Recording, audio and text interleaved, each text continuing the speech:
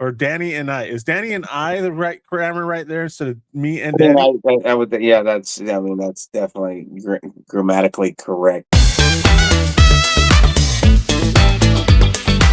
What's going down, everybody? Welcome to a new episode of the No Sauce Podcast. You can see we don't have John with us right now. He may pop in here in a little bit, but he's in Orlando with his wife for work, for fun, for whatever reason. He went down to Orlando for work, and they're going to Disney World. So he is not here right now. He knew we were recording at 9 p.m. Utah time, which is 11 p.m. Orlando time. So maybe he didn't, compensate for the 2 hour difference. I don't know what it is, but we'll see if he jumps on. We have messaged him to let him know we are recording. But it may just be me and Danny tonight, or Danny and I. Is Danny and I the right grammar right there instead of me and I mean, Danny? I would, yeah, I mean, that's definitely grammatically correct. But Grammatically correct. Yeah. I'm with Kyle, me and you, dude. Who gives a shit? Yeah, right? Well, I know my friend BJ Ferguson might be watching this, so he might, you know, pull out his whole grammar police that he pulls out sometimes on Facebook posts and Got you. correct me here. Is he So a I figured, Is he a school teacher? no, he's not. He's in like cybersecurity stuff. So Oh, uh he's a good dude. I love that guy. Big fella. He's like six. I want to say he's like 6'6".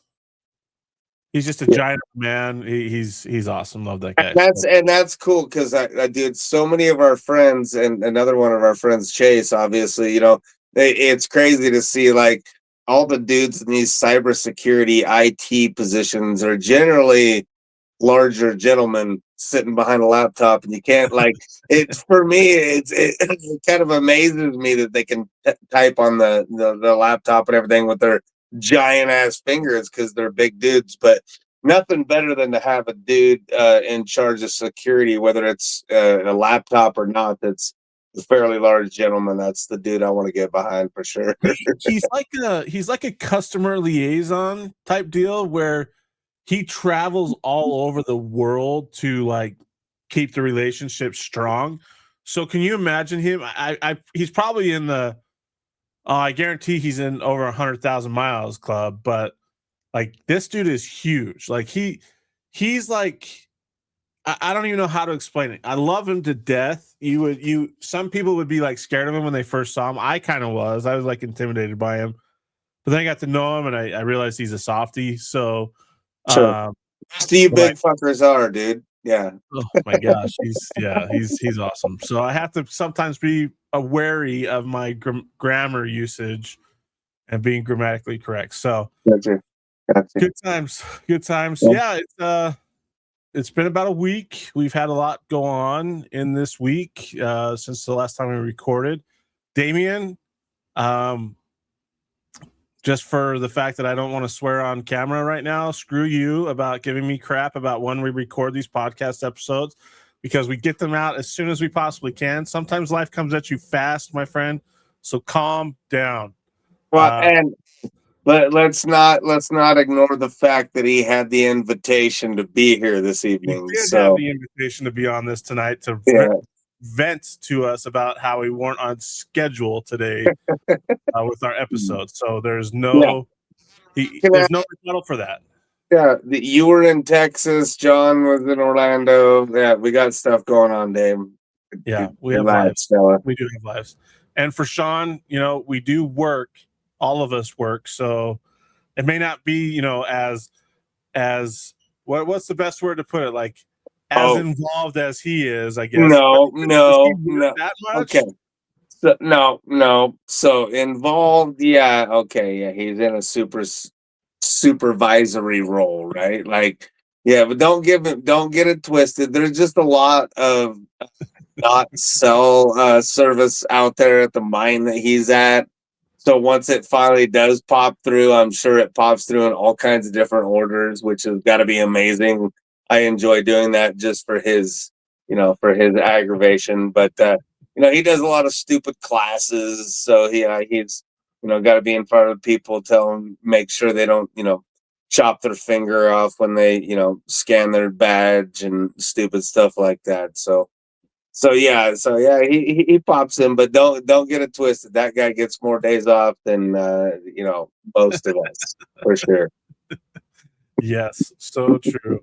Good times. We just had to start off with giving the friends crap that we're in a group message with. It's always good times. Yes. So, Yes. anyways, yeah, a lot going on. I don't want to, point out, state the obvious, but the Ducks got boat raced. Do it. Yeah. Absolutely. Yeah. Yeah. You Well, can. I mean, Yeah. that game was over by the first quarter. Really, like 6 seconds. 6 seconds into that game was over, dude. I'm telling you right now. I've been a Duck fan for a long time. Curse of the Northwest. I hope, not early on. We just tried to make it to a bowl game, but in the past 15, 20 years, there's been a lot of high hopes, and God dang it, it usually works out like this. And, I'm standing in my living room with puddles behind me. I'm all ducked up, and Kobe's standing there. And dude, that first pass happened, and I mean, frozen, and just looked at Kobe like, yeah, like that's and you hope to recover, and then we did recover. We got it back to 7-7. So I pulled myself off the floor a little bit, but dude, man, just Indiana's that good, dude. Like, yeah. I mean, I'm not saying we didn't play our best game by any means, but play calling I wasn't a fan of. Will Stein, I think he had wooden foot out the door because, I mean, and maybe it was a bad read by Dante Moore because he did have a wide open guy going down the field on the other side. If he would have just pump faked and went the other way, I don't know if that was a premeditated throw, whatever it was. Bottom line, dude, we got our ass kicked. there's Yeah, there's no way around that. I was in Texas. My sister and I were. We went out to get some food that Friday. Well, that was Friday, right? Yeah. Friday night. We went out and we went to Portillo's. I don't know if you've ever been to Portillo's. It's like a Chicago type restaurant with Italian beef, Chicago dogs, all that kind of stuff. Like, it's awesome. It's great. It's a good time. But anyways, they didn't have any TV, so I had to put on my phone. And before I could even get a bite out of my sandwich, it was 7-0. I missed the pick six. Like, I was like, holy cow, how did it get 7-0 so quick? And then we saw the Ducks, respond. And I don't know, man. It everything that could go wrong early on for the Ducks did go wrong. Like the pick six, the other turnovers, like the fumble inside the, what was it, the 10-yard line, where he hits the running back's shoulder and Dante Moore hits the running back's shoulder. Yeah, just coming off the exchange. Yeah, no, absolutely. I mean, it's just everything that could go wrong, and then every bounce went Indiana's way. And I feel like a team as good as Indiana is this year, as soon as those happen, you're like, it's almost impossible to recover against a team like that. Like, I don't mean to bash your Ducks, but like, no, that's not bashing my Ducks. That's just speaking reality. And I mean, yeah, absolutely. Like I said, dude, I looked right at my son after that first play, and it just the way things bounced. Not that that's what caused us the game, but yeah, it was just. I mean, definitely not in the cards. And I mean, let's rewind. I mean, going into the game, when you're asking two of your practice squad linebackers to go play running back, that's a tough situation to get into too, right? That's a whole different discussion. Like this transfer portal and all this shit, dude, it's just destroying shit. Like, I mean, you got dudes that were cool all year long being a third string guy, and like, no, I got to bail now to go to another school, and that robs not only fans but the schools, everybody of a true football game, because everybody thinks they need to bail right now. And wasn't there a running back that opted out before the game too? Like, he went in the transfer portal right like a day or two before the game. Lamar, yeah. So they were down to what? They're like fifth string running back at some points in that game. Yeah, like no shit, dude. Like literally, these guys are like backup linebackers that played obviously running back in high school. Right. The week of, they were like, "Hey, dude, you're going to go to the offensive side of the ball." Like, and I'm not saying that that was whatever, but I mean that makes a big difference in pass coverage. Because if you have guys that out there that really don't know the scheme, like I just know I'm going to run a 5 yard out when you say this, like you're not used to the flow of the game, especially if you're used to being on the other side of the ball. Yeah. That's two different mindsets. It really is. So not making excuses, dude. Indiana kicked the dog shit out of us, dude. There's no, there's that's all there is, dude. It's nice. We had a good season, man. I'm okay with the season. Didn't like the Sadiq left. Wish he would have stayed, but Dante Moore, he's back for another season. And dude, he was a redshirt sophomore. So Yeah. let's not forget that, dude. So like, I mean, we're gonna be sitting pretty good. I mean, I know we picked up that Rayola or whatever to be I like him being a backup. Come learn the system. Right. We picked up a tight end also. Um, that people think that shoves Sadiq out, but I think Sadiq was just headed that way anyway. But we got a replacement for him. The Corey Moore, we got guys coming back. So successful season, not the way we want to. Definitely finished higher than the Bulldogs. John, just throwing that out there because I did say that we were going to finish higher. Of course, the old Longhorns of Texas, what Damian sticks on to, but But the Longhorns deserve to be in the playoff, Danny. Didn't you know? hey, I mean Miami did, right? Like, well, they're proving that they did. I guess. I No, mean, yeah. Alabama didn't. That's all. We'll just not argue about anything else other than definitely Alabama did not. I don't think whoever played Indiana in that Rose Bowl game was getting out of there with a close game. Like, I don't care who you were. Notre Dame wasn't. BYU wouldn't have. No offense to the Cougars. I think they had a great season, but anybody that played Indiana in that game was getting boat race. Period. Because like Indiana's just Legit. They're yeah. legit, man. And they got. I mean, look, They're the only seed.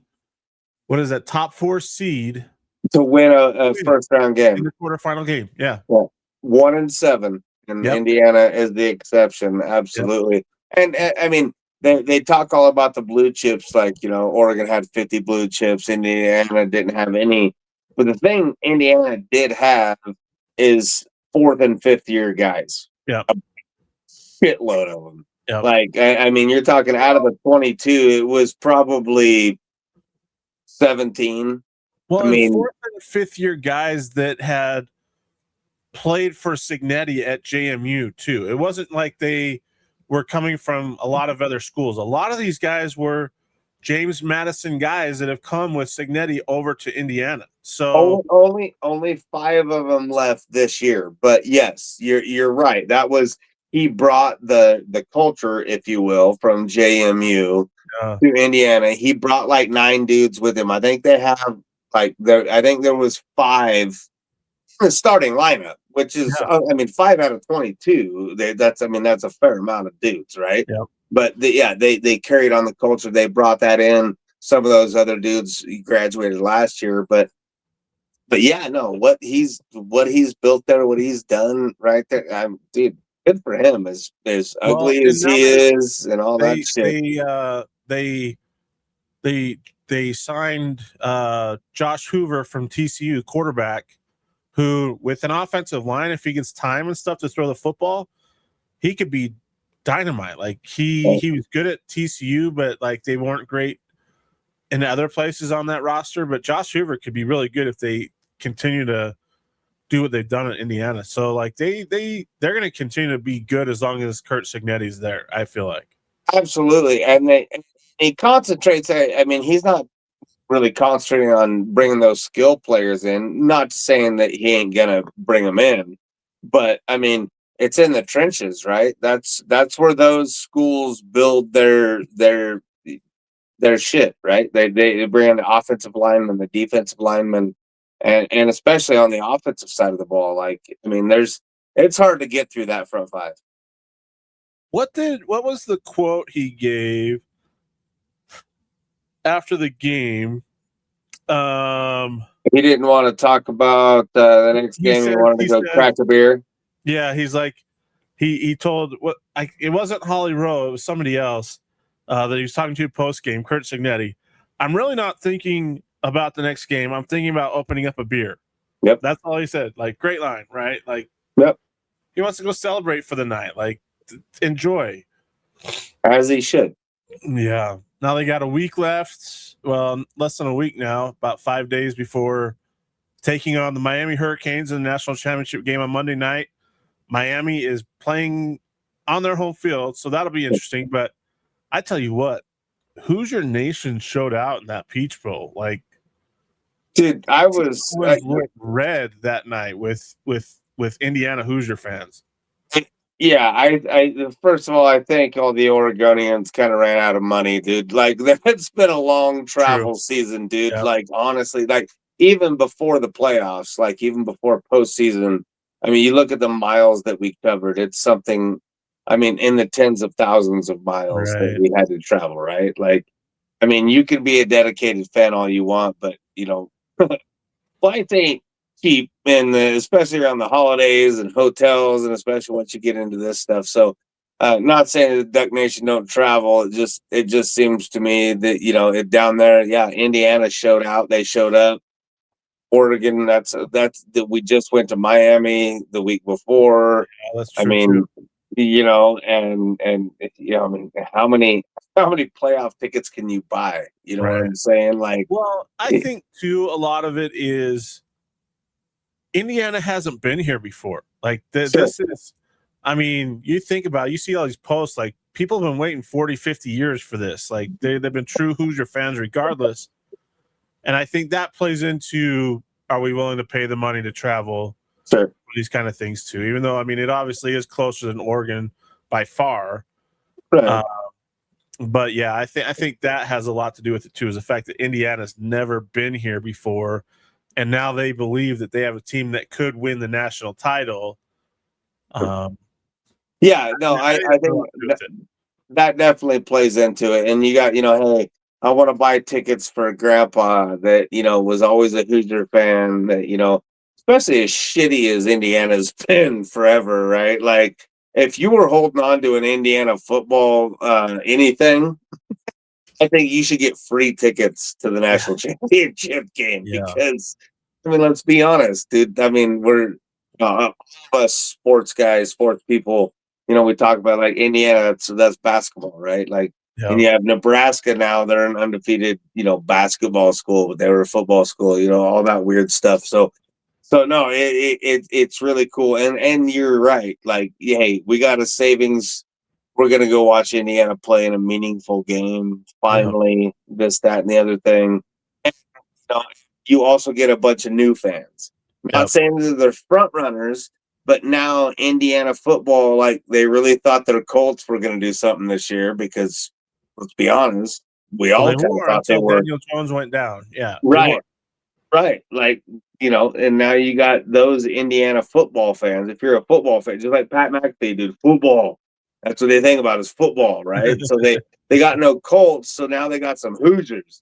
McAfee's all over that, right? So other people and probably boosters and things like that, buying people free tickets. Because, I mean, even in Oregon, like, the local airline, the people that bought the tickets for the airline got a bunch, for students and alumni and shit like that for people to fly out. So I'm sure that the same type of thing is going on up there. But like you said, they've never had this, so this is their shot. They're going all in. And dude, they're going into Miami, man. Like, like, let's just hope Miami doesn't party too hard leading up to the game.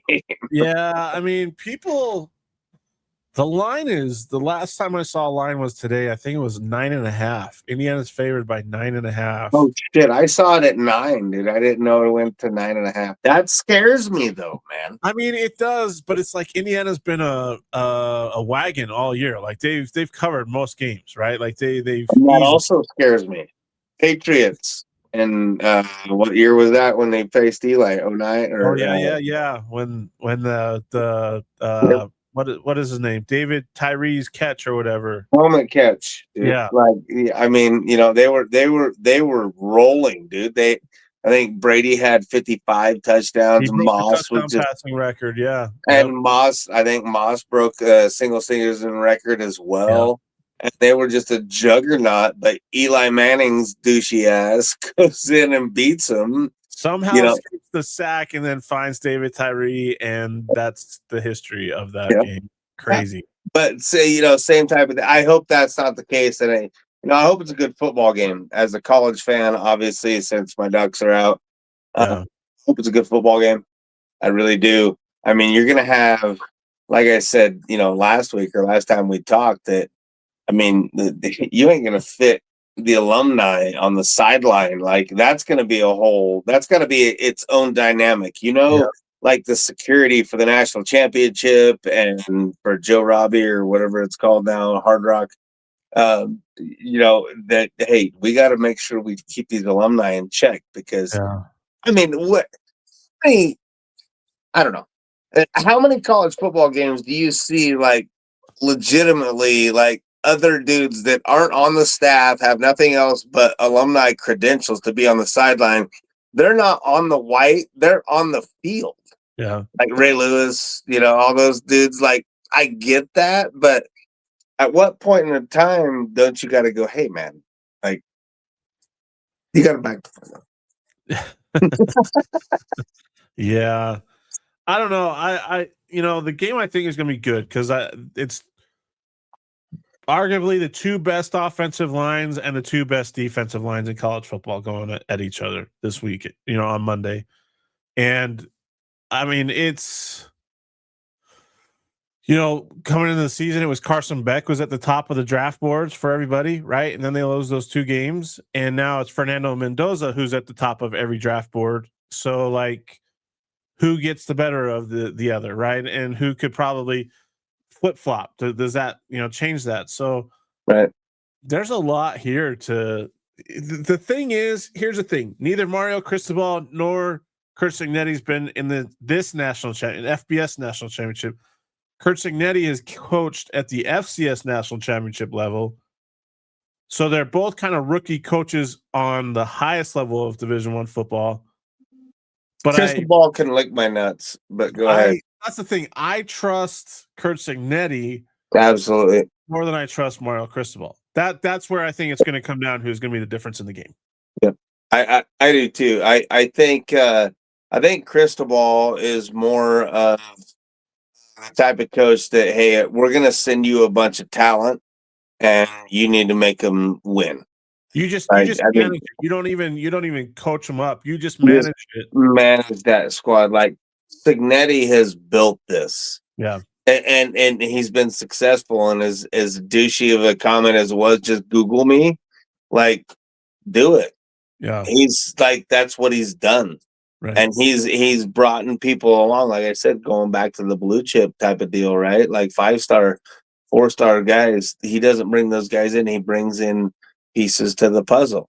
Yeah, the right guy, not the right guys, not just the best guys, like the right guys that'll will buy into what he's cooking, what he's preaching, and will buy into a role, and will work their tails up. Guys that have like a chip on their shoulder that they're out to prove something.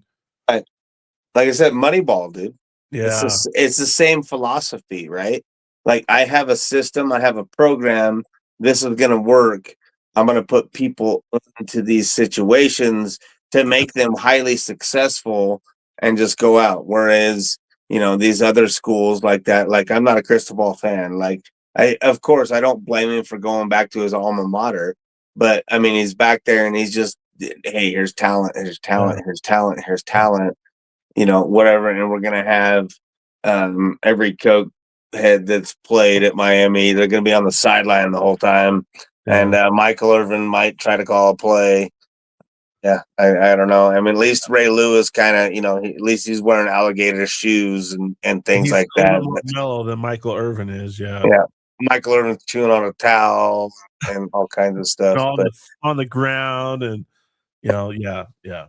which is Uh, cool. Like, I mean, that's good TV and sure, stuff, but but there's a there's little. just It gets to be a little too much. Like it's just yeah. like Where's the structure of the game, right? Like, yeah. this is the national championship game. This ain't banana ball, right? As Like, good of a receiver as he was, it makes me think he has CTE because he is from being on NFL Countdown or whatever Monday Night Countdown or whatever right. to now what he's doing. Like it's like off the rails. Not And it's not CTE. It's definitely off the rails.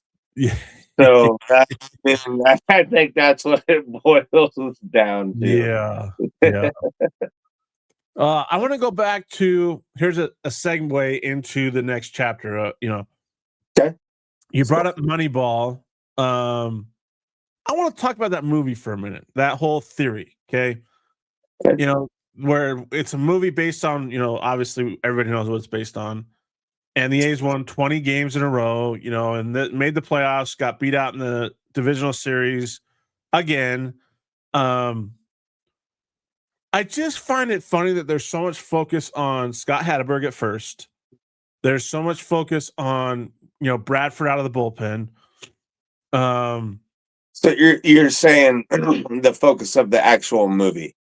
Yeah, the focus of the actual Yes. movie, right? You're correct. There was a lot On of David Justice being this team leader and everything. correct. And all I Correct. think about is, okay, that team had Eric Chavez, Miguel Tejada, Mark Ellis, uh, Jermaine Dye was on that team.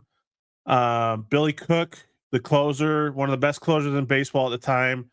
They had Barry Zito, Mark Mulder, and Tim Hudson. They had the big three. But And I'm just thinking, sure, Scott Hatteberg had that huge home run to win the 20th game. Like that was cool. But if we're being real, that team was loaded with talent.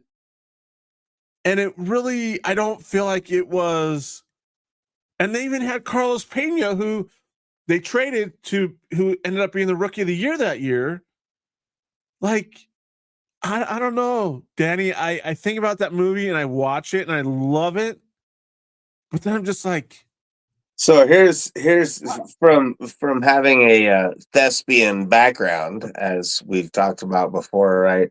That's cinematic drama, right? I Like, I know, I so get it. you've got a great story. We're gonna now make it appeal to people. So what makes it appeal to people? What's tugging at the heartstrings, right? That Hattiesburg home run, the Pena, that's the people remember Pena. People don't remember all that other shit, right? So that's where that goes. Yeah, it's just me knowing the history and the baseball team that they had because that big three, like Barry Zito and Mark Mulder, were two of my favorites because I was a lefty. And I mean, just thinking about who was on that team is Yeah, crazy. think It, about that Mariners team back in the day, dude. Like, yeah. how did that Mariners team not win a World Series, dude? Like that, Yep. those dudes. I mean, loaded, as loaded as you can get, and I mean, how did they not win World Yeah. Series? I don't know. I just, yeah, like I think about the A's and losing Giambi and losing Johnny Damon. Yeah, that's hard to replace, right? But I mean, you still had your pitching staff. You still had your middle infield. You still had, your third baseman. You like that's just for the people that love the movie, with the cinematic story.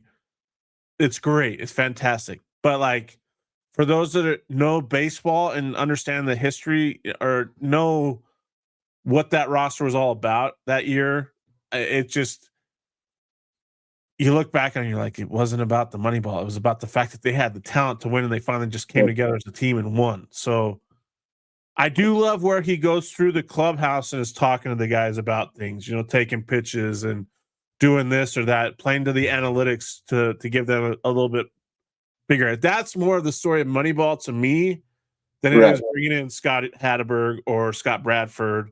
Oh, absolutely. Yeah. That's the Moneyball to me is the analytics part of it because that changes the whole season when you sit there and you show them, hey, if you don't swing at this, at the first pitch, you're like 70% likely to walk or whatever. So, Yep. I had to bring that up because you brought up Moneyball. So I just that's great because it also segues into a very unpopular opinion of mine that it's almost ruined baseball.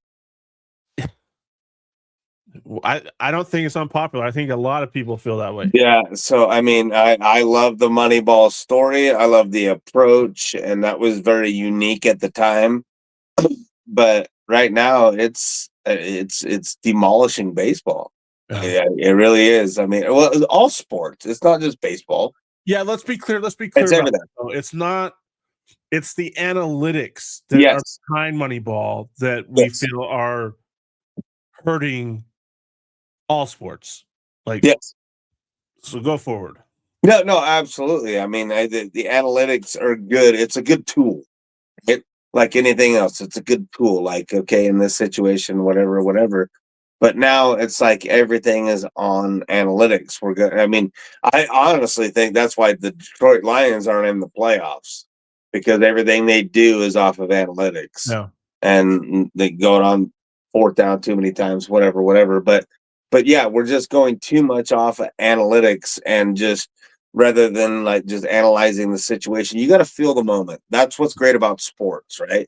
Like you feel the moment. You have Mo on your side. You got a feeling. You got a gut feeling. And those gut feelings aren't always right, right? But you know, some like the more often you do it, the more educated you are. Those gut feelings generally are right. That's where those great coaches, you know, there are probably a few gut fucking excuse me, sorry, a few gut reactions away from not being great coaches because you know you decide to make that choice and you decide you don't, but you got to have those guts to do it. But that's what sports is about the emotion. So when you take it off of emotion and just put it on paper, you know, I have this problem at work a lot of the times. You know, it's like, hey, you're seeing these numbers, but that's not the reality of the situation. Like, we utilizing this or we utilizing that, and you know, you just can't you can't just go off of what you see on paper all the time. But often it's right, and I think it's definitely ruined sports too. It's tainting sports. It's not ruining it because sports are great; they'll always be great. But it's definitely kind of tainting the landscape of sports as far as I'm concerned. Yeah, I mean, I think back to the 2016 World Series. 2016 World Series, Game 7. Kyle Hendricks is on the mound, the professor, right? In Cleveland. So set it. So who's playing? Cleveland and LA, right? Chicago Cubs, first World Series they've been in 108 years, but first opportunity to win it in 108 years, I guess you could say. Excuse me, I'm a little under the weather, so forgive me. But Kyle Hendricks is on the mound for the Cubs. He's been dealing throughout the playoffs. You know, he had I believe it was Game 6 against the Dodgers. He went 8 innings and was spectacular, right? And so he's dealing. Like they're untouchable. I think the Cubs were up 6-0 when he came out, something like that. I can't remember off the top of my head. I'm sorry. It was 10 years ago now. But when they took him out, he was only at 59 pitches. 59 pitches. They hadn't touched him all night. One guy got a hit, so Joe Madden went straight to his bullpen and brings in John Lester, who's not a bullpen guy. He's a starter. Yep.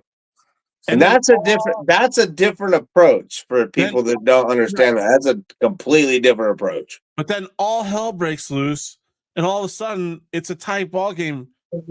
You know, and then we get into then they bring in Aroldis Chapman too early. And in the bottom of the bottom of the ninth? You know, he gives up a 3-run bomb to tie the game because he's tired. He already pitched almost 4 innings.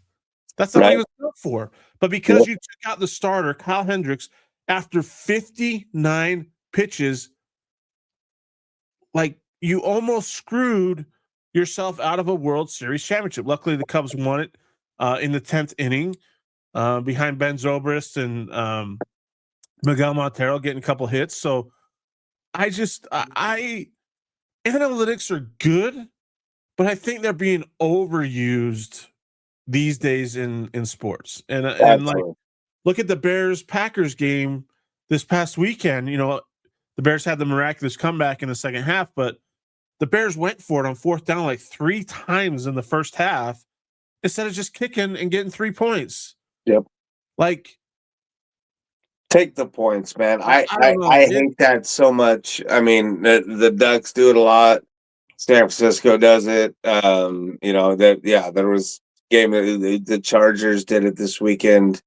Like, dude, when you're within the 25, 30-yard line, dude, when you're in extra point range, which is what that is nowadays, Yeah. take the points. Yeah. Like, live to fight another day. I Right. get going for it on four. Especially when it's like 4th and 5 or longer. Like, don't try to go for it. Take the points Yeah. if you're within that range. And I get going for it on like 4th and 2 on the 50. You Yeah. know what I'm saying? Whatever a punt, whatever. That's not you're not losing a lot of, Especially that early in the ball game too. Sure.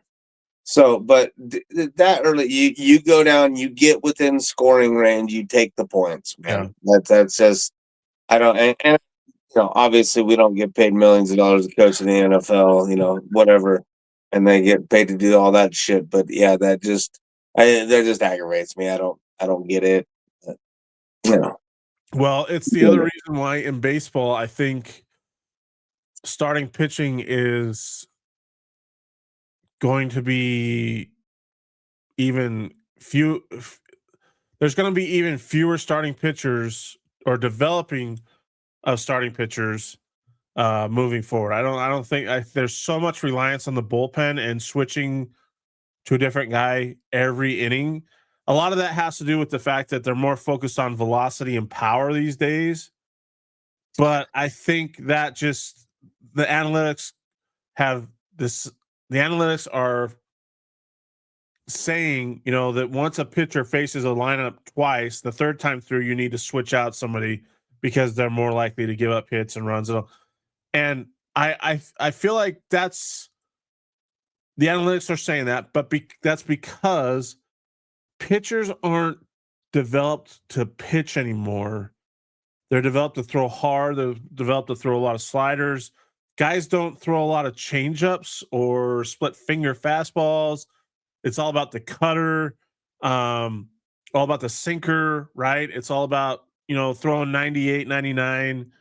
And guys aren't taught to pitch like they were back in the Maddox days, back in the Randy Johnson days, even though he threw gas. Kurt Schilling, Pedro, those guys, they could go forever in a ball game and get through the lineup 3-4 times and not have any problems. So yeah, I think analytics are playing a lot into that development or lack of development to develop guys that can go 7 or 8 innings in a ball game. No, you're absolutely right, and it boils down to 100% of this whole pitch count thing. Yeah.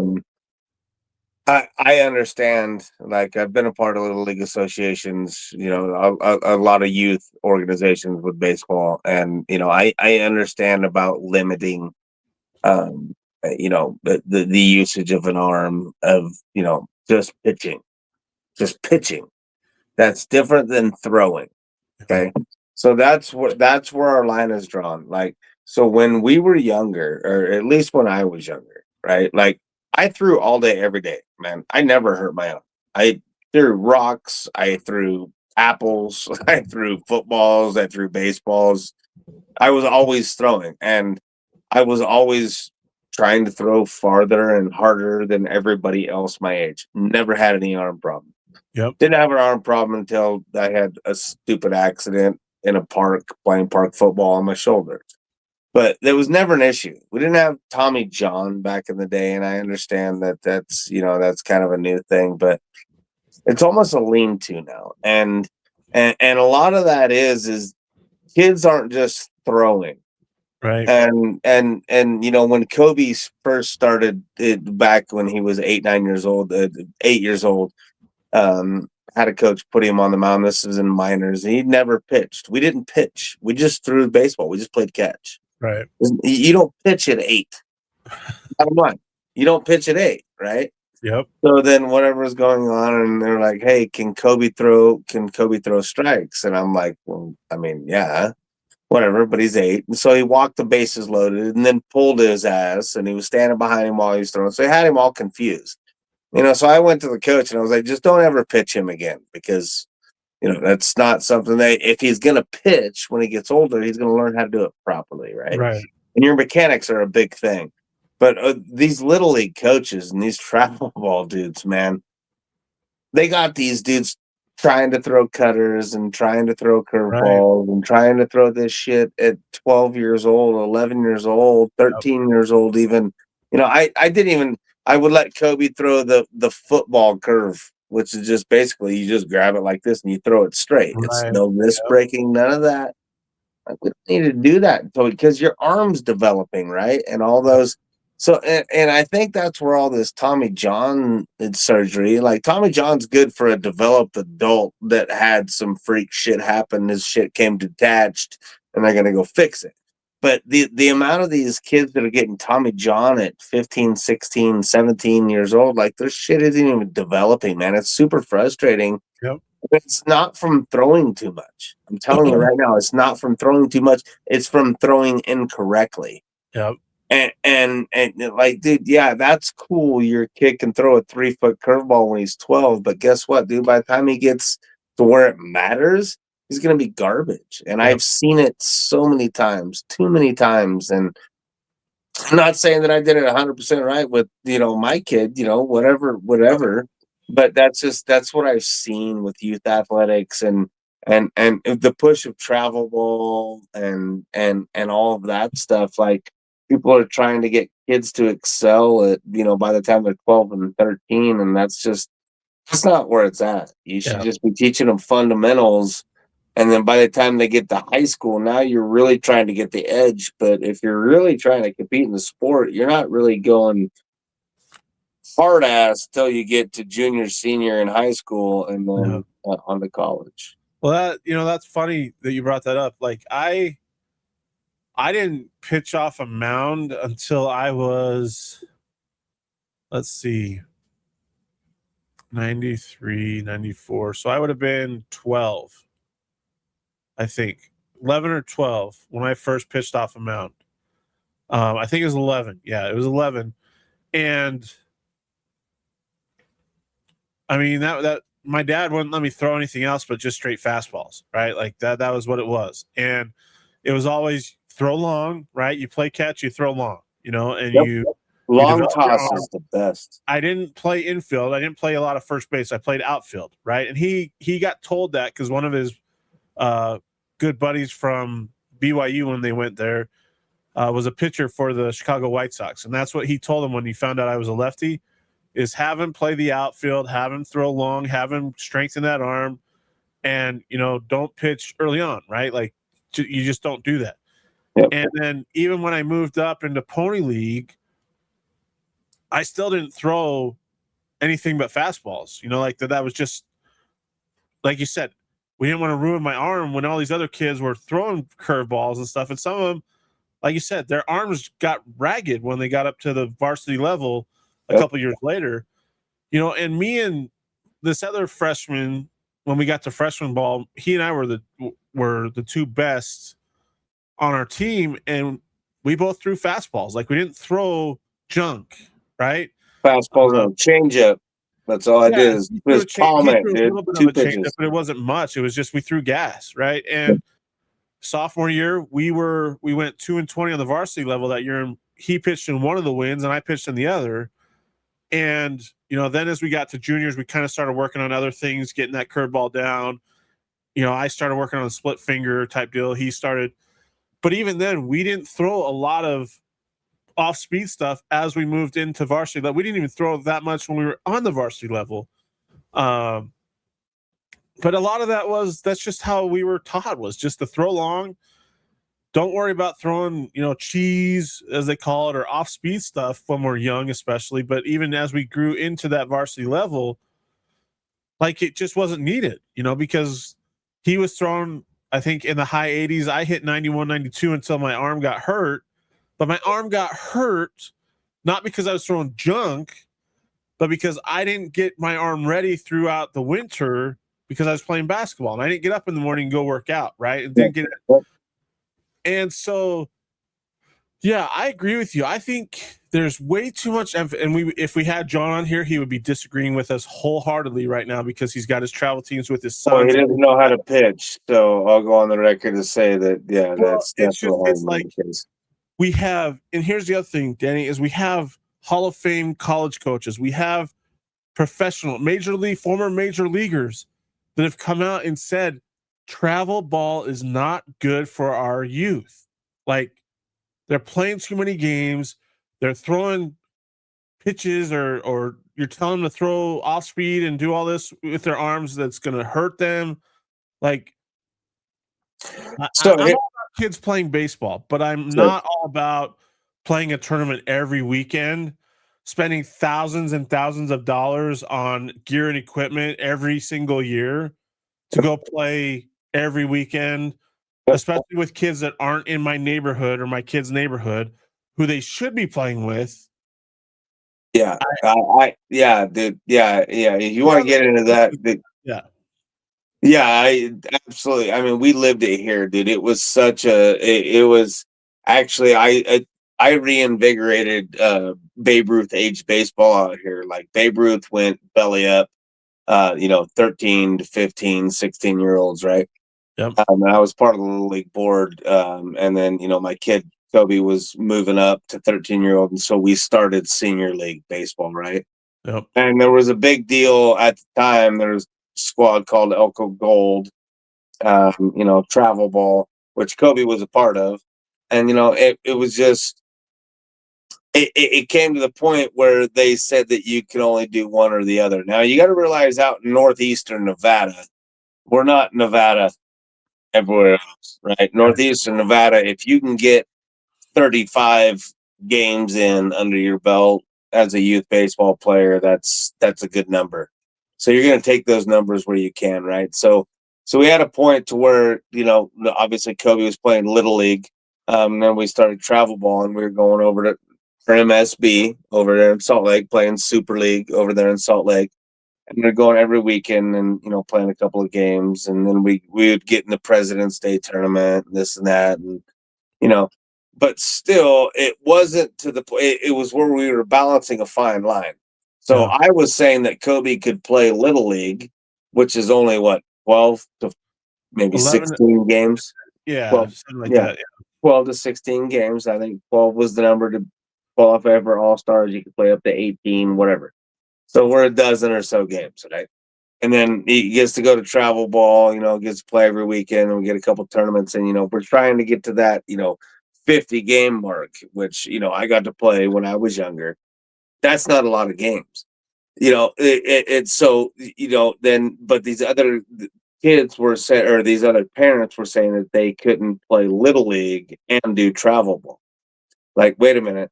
We're talking about just getting to fucking 40 games or whatever. Yeah. But that's fine. But the problem is when you get these people that are just saying we're just going to play baseball. Now we're going to play 75 baseball games, in a 4-month span or whatever it is. It's overload. The kids are going to hate it by the time it matters, right? I'm a firm believer on 3-sport athletes. Yeah. When you get to the bigger schools, obviously it's kind of harder. Maybe you go to a 2-sport, but you got to play multiple sports. You can't just dive into one sport.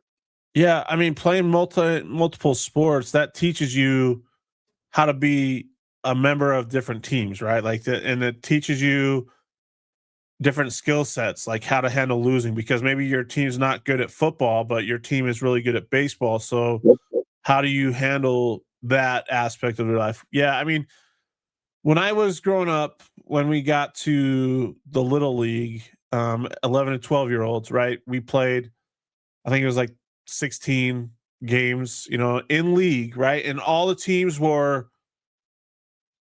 kids put together from the city. Like it was in Brigham City, so it was Perry, Willard, Brigham City, kids from basically their same areas, or like they had a draft, right? That Sure. coaches could draft their team. So we played 16 league games, right? The champion got a trophy at the end. There wasn't a tournament. It was just, you go by record. And at the end of the season, then an all-star team is picked from guys that played on those teams, right? Yep. And we went and played in one tournament. I think it was in Washington Terrace for like to kind of move up to the state tournament, right? It's like a regional type deal. And then we played every year in Corinne. They had a little league tournament. And this is this all-star team, right? This isn't like a travel team. It's just this all-star team picked from the guys in the league. And then we played one more tournament in Ogden my second year in the league. So when I was 12 years old, we played another tournament that my dad and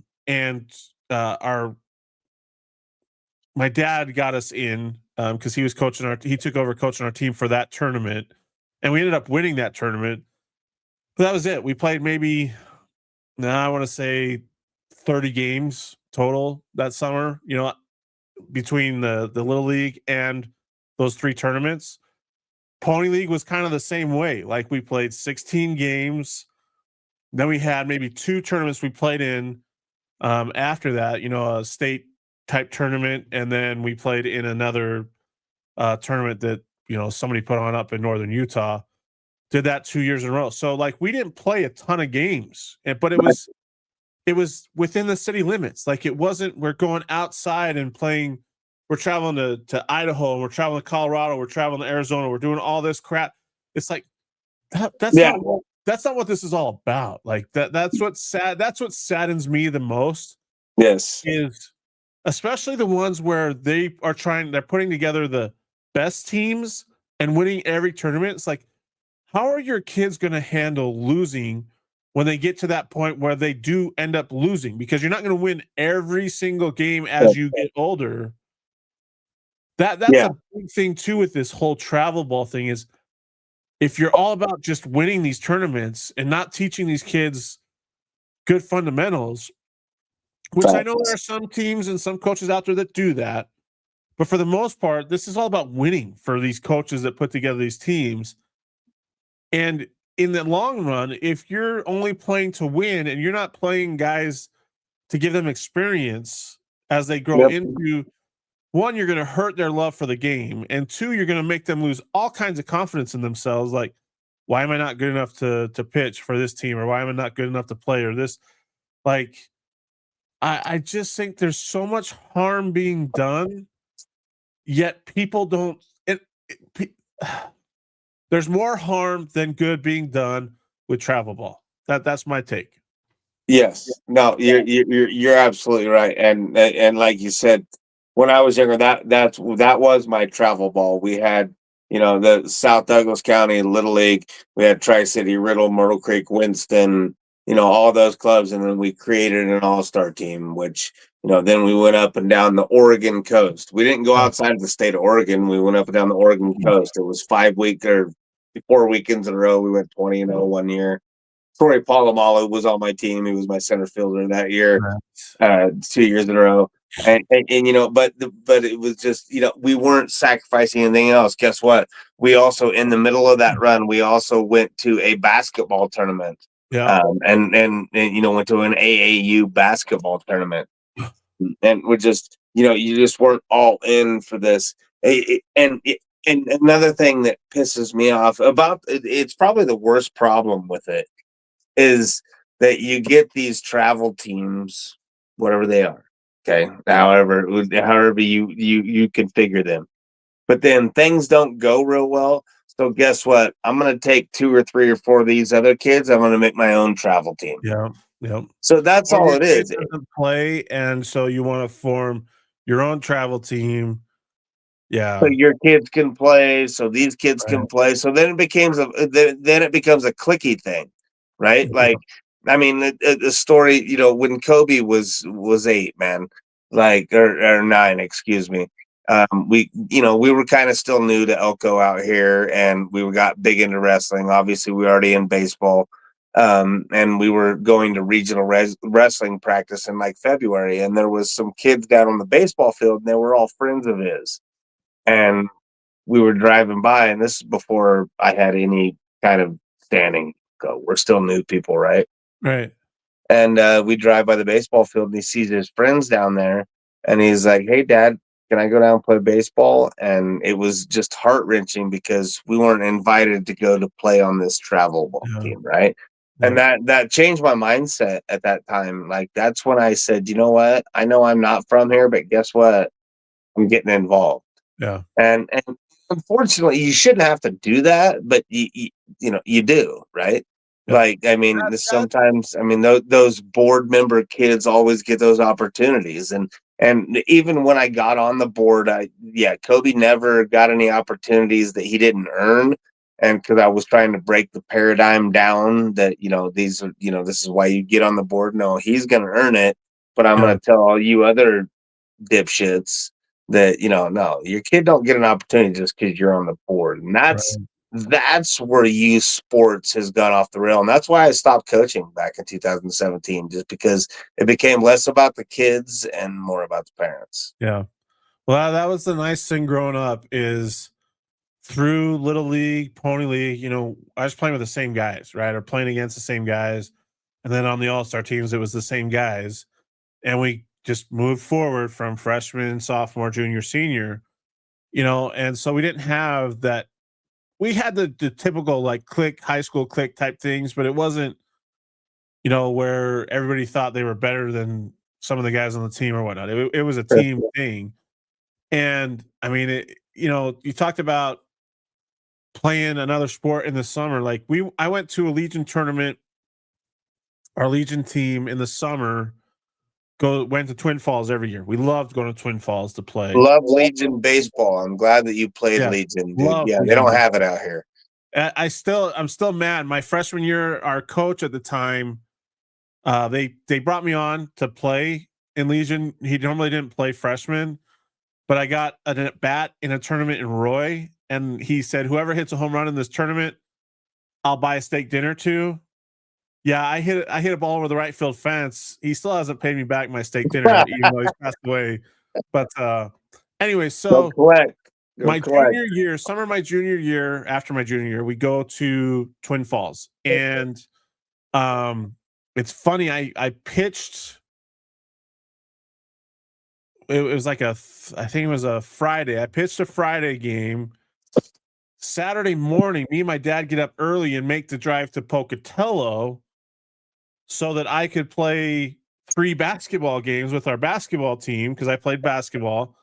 We were up in Pocatello for a tournament, and Sure. so I could play 3 basketball games that Saturday. Or was it? I can't remember. Yeah, it was that Saturday, and then I come back. We drive back to Twin Falls.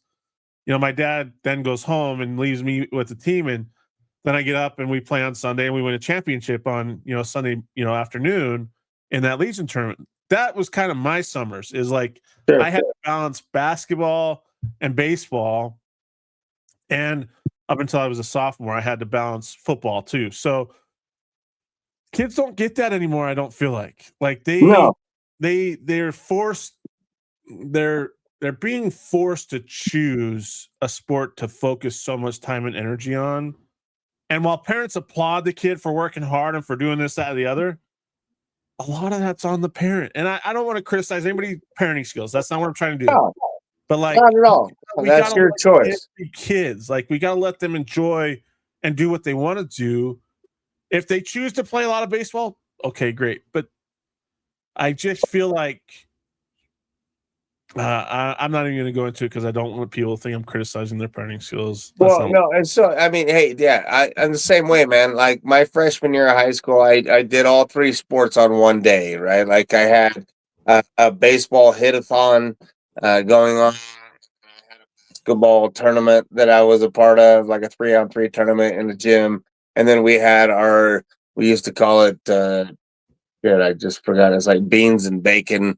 Like it was our preseason, like green and yellow game or red and white game, like Yeah. for high school football.